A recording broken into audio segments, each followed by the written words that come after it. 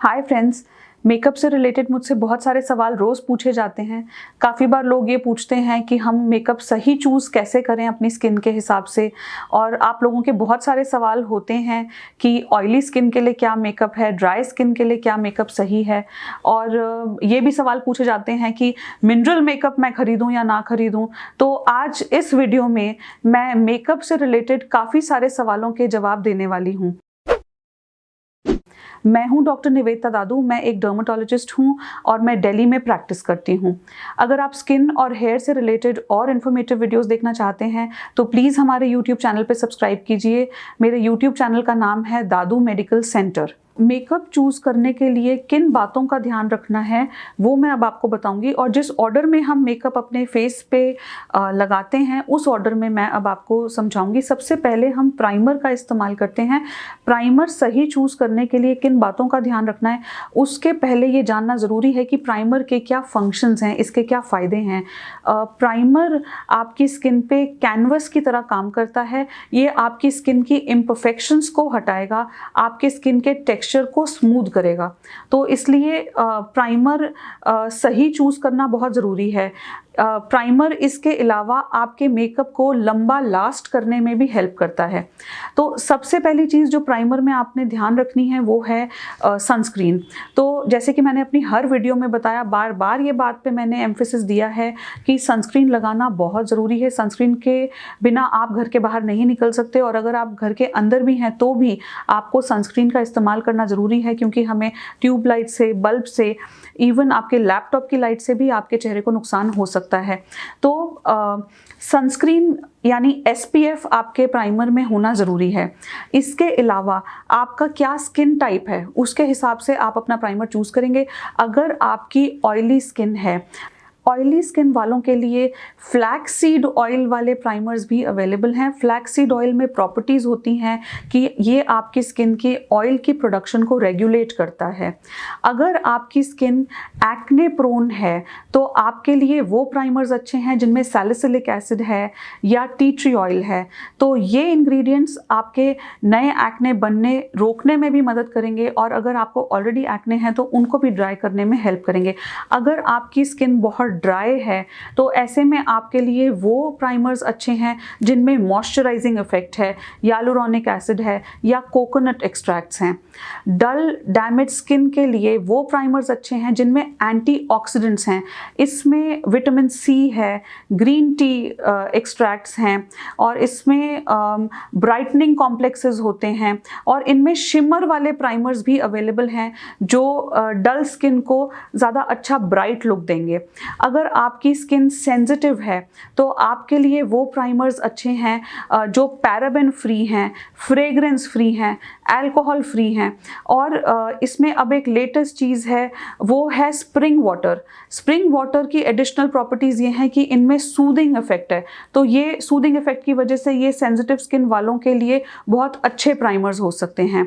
और अगर आपकी मैच्योर स्किन है, थोड़ी एजेड स्किन है, तो ऐसे लोगों के लिए वो प्राइमर्स हैं जिनमें एंटी एजिंग पेप्टाइड्स हैं।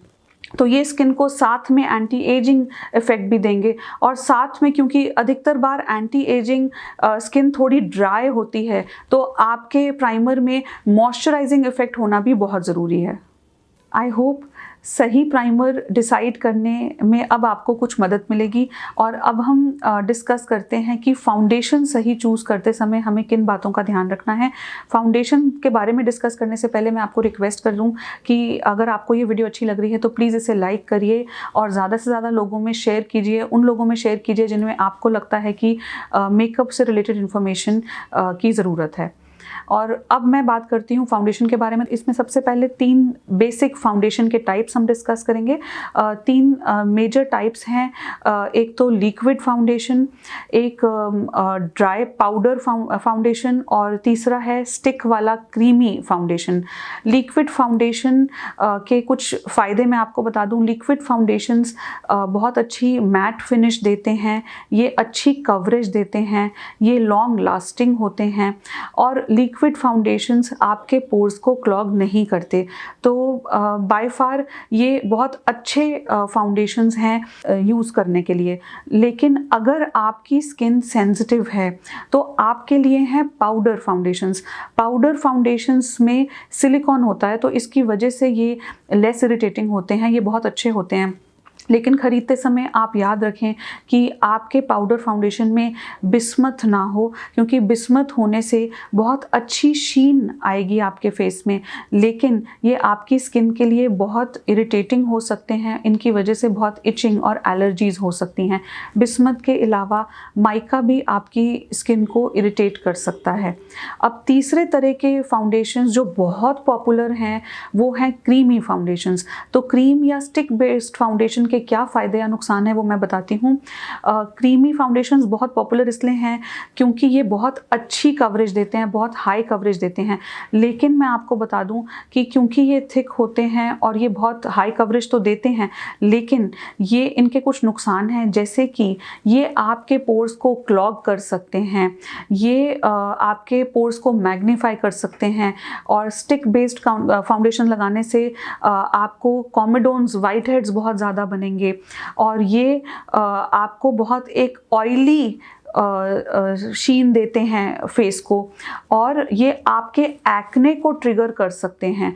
तो इसलिए ऑल इन ऑल मैं ये सजेस्ट करूँगी कि स्टिक बेस्ड और क्रीमी फाउंडेशंस आप कम से कम इस्तेमाल करें।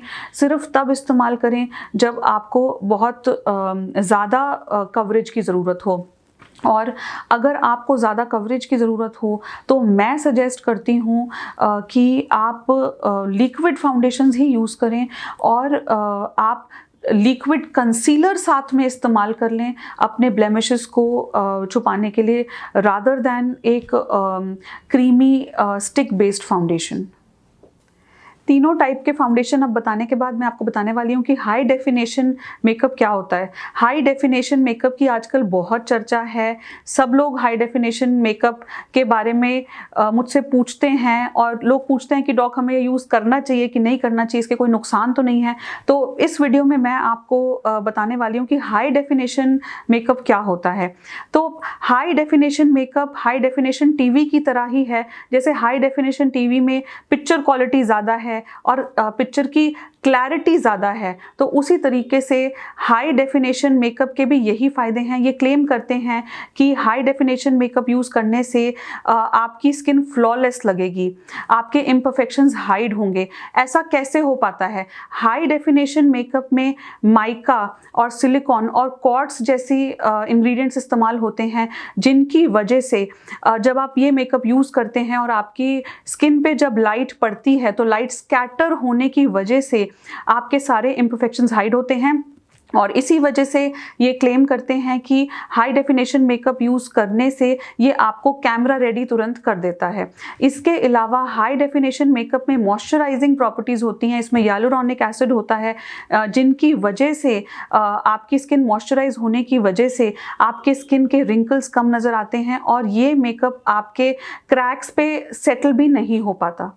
और अभी तक अगर आपने हमारा YouTube चैनल सब्सक्राइब नहीं किया है तो प्लीज़ हमारे YouTube चैनल को सब्सक्राइब कीजिए, जिसका नाम है दादू मेडिकल सेंटर, और बेल आइकन पे प्रेस कीजिए ताकि आपको रोज़ नोटिफिकेशंस हमारी वीडियोस की मिलती रहें। और अगर आप स्किन और हेयर से रिलेटेड लेटेस्ट इन्फॉर्मेशन जानना चाहते हैं तो हमारे इंस्टाग्राम हैंडल को भी फॉलो कीजिए, जिसका नाम है दादू स्किन क्लिनिक। तो अभी तक हमने बात की फाउंडेशन के तीनों टाइप्स के बारे में, और अब मैं बात करने वाली हूँ कि आपके स्किन टाइप के हिसाब से आप कैसे फाउंडेशन चूज़ करें। तो अगर आपकी ऑयली स्किन है तो आपके लिए एब्जॉर्बेंट पाउडर्स के फॉर्म में फाउंडेशन अवेलेबल हैं, जिनमें कॉर्न स्टार्च और सिलिका होता है। तो ये एक्सेस ऑयल आपकी स्किन से एब्जॉर्ब करेंगे और स्किन को मैट लुक देंगे। अगर आपकी स्किन ड्राई है तो आपके लिए एवोकाडो ऑयल, जोजोबा ऑयल और स्क्वालिन बेस्ड फाउंडेशंस अवेलेबल हैं जो आपकी स्किन की ड्राइनेस को कंट्रोल करेंगे। अगर आपकी स्किन एक्ने प्रोन है तो आपके लिए सैलिसिलिक एसिड और बेंजोइल पेरोक्साइड वाले फाउंडेशंस अवेलेबल हैं जो ना केवल आपके एक्ने को कंट्रोल करेंगे, नए एक्ने बनने से रोकेंगे, जो आ चुके हैं एक्ने उनको भी हील करने में मदद करेंगे। इसके अलावा आजकल सनस्क्रीन्स भी अवेलेबल हैं फाउंडेशंस में, तो वो भी आप ध्यान रखें कि अगर आपकी स्किन बहुत ज़्यादा सन को सेंसिटिव है तो कोशिश करें कि ऐसा फाउंडेशन चूज़ करें जिसका सन प्रोटेक्शन फैक्टर अच्छा हो। फाउंडेशन के टाइप्स को लेके और भी बहुत सारे कन्फ्यूजन्स हैं, तो सेमी कवरेज और फुल कवरेज फाउंडेशन में क्या फ़र्क है वो मैं एक बार बता दूं। सेमी कवरेज फाउंडेशंस आप डेली यूज़ में यूज़ कर सकते हैं। ये फाउंडेशंस बहुत हैवी नहीं होते, लेकिन फुल कवरेज फाउंडेशंस आपकी स्किन की इम्परफेक्शंस को बहुत अच्छे से हाइड करते हैं, लेकिन डेली वेयर के लिए ये सुबह लगाने के लिए ज़्यादा हैवी हो सकते हैं, तो इसको आप नाइट मेकअप में यूज़ कर सकते हैं। और अब मैं बात करूँगी एक बहुत पॉपुलर चीज़ के बारे में जो हम सब लोग डेली यूज़ करते हैं, वो है बीबी क्रीम्स और सीसी क्रीम्स। तो बीबी क्रीम और सीसी क्रीम क्या है? क्या आपको बीबी क्रीम का फुल फॉर्म पता है? बीबी क्रीम का फुल फॉर्म है ब्यूटी बाम, और बीबी क्रीम का फ़ायदा ये है कि उसके अंदर सन प्रोटेक्शन फैक्टर होता है, मॉइस्चराइज़र होता है और हल्का सा टिंट होता है, तो ये प्रॉपर फाउंडेशंस नहीं होते। और बीबी क्रीम इसलिए बहुत पॉपुलर है यंग गर्ल्स में जो हैवी मेकअप यूज़ नहीं करना चाहती। और अब मैं बताती हूँ कि सीसी क्रीम क्या है। तो सीसी क्रीम का फुल फॉर्म है कलर करेक्टिंग क्रीम, और कलर करेक्टिंग क्रीम का फ़ायदा ये है कि जिन लोगों के चेहरे पे बहुत ब्लेमिशेस हैं, पिंपल के ब्राउन मार्क्स हैं, पिंपल्स हैं, पिंपल के रेड मार्क्स हैं, और ये लड़कियां भी बहुत हैवी मेकअप यूज़ नहीं करना चाहती, अपने मेकअप से पिंपल को कंसील नहीं करना चाहती, तो ऐसी लड़कियों के लिए कलर करेक्टिंग क्रीम अवेलेबल है जो आप डेली यूज़ कर सकते हैं। तो बीबी और सीसी क्रीम्स के बारे में तो हम सब ने सुना है, लेकिन क्या आपने डीडी क्रीम्स के बारे में सुना है?